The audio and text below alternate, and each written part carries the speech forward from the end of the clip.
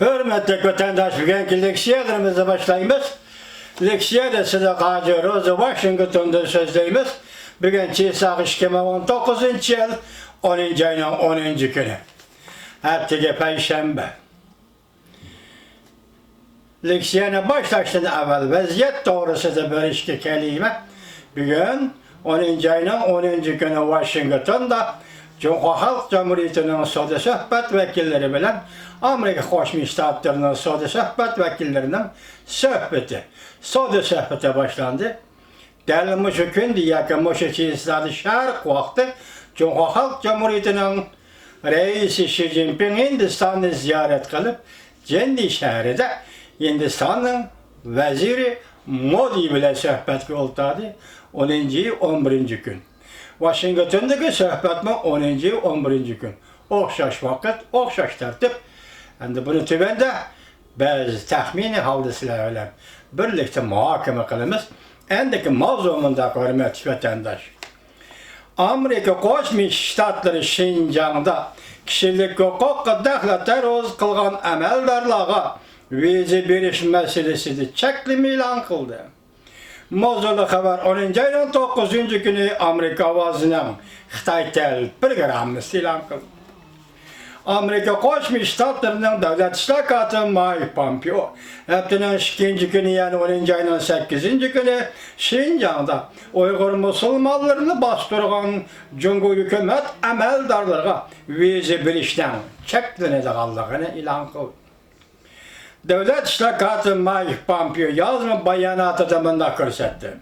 Uygurlarını, Kazaklarını nezərband qılğa ve bularını xorlığan, məsuliyyətlik əməldarlar ve bu hareketlerle qatnaşqan çünkü əməldarlar vize beriş çəklimisi uçraydı.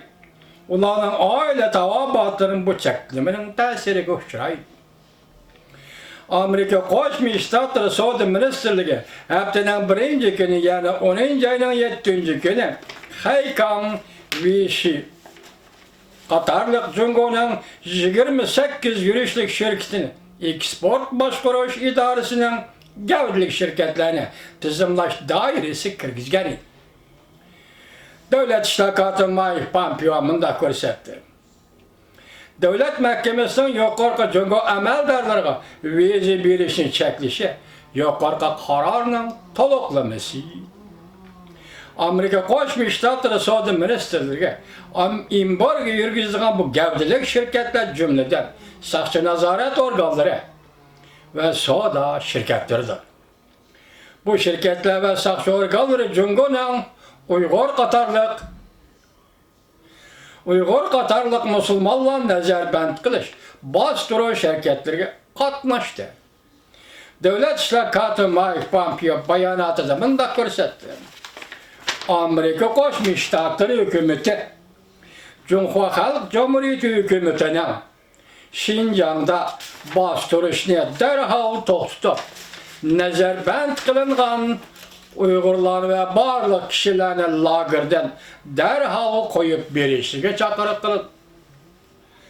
Hem de çet ellerde olturaklaşıp yaşavatkan Uygur Müslümanlar ve başka grup azalarının cunguğa kayıtışını mecburlap ulanın takdirinin mölçerligisiz akıbetke uçuruşunu toxtuşqa çakırıp kılın.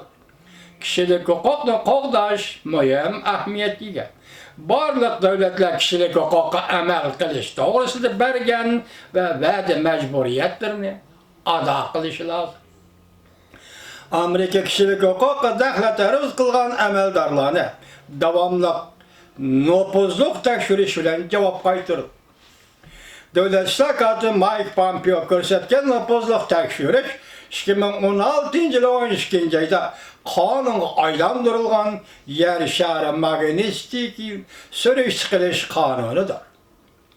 Bu kanunda Amerika hükümeti kişilik hukuka xilaflık kılgan ve çirikleşken çet el əməldarlarını imbargo kılış hukuku verilgen. Cümleden onların Amerika çiğrasının kirişi çekleş ve onların Amerika'daki mal mülkünü donutuşunu öz çıkarıdır. Bu bayanatı vize beriş çeklenediğin Cumhur əməldarlarının ismi eğizge elinmedi. Şinjan'da Yukarı Derecilik Rehberi Cumhuriyet Partiyası Merkezi Komitesi Siyasi Büro'nun azası Şinjan Partikomu'nun sekreteri Çin Chuangoy. O Tibet'te mi sekreter bulup işleyen. Avam Palata Başlığı Nasip Filos'un öz işi algan Devlet Meclisi'nin bir neçe nefer azaları, bir neçe 10 nefer azaları Çin Chuangoy'na imborga qilishni murojaat qilgan edi.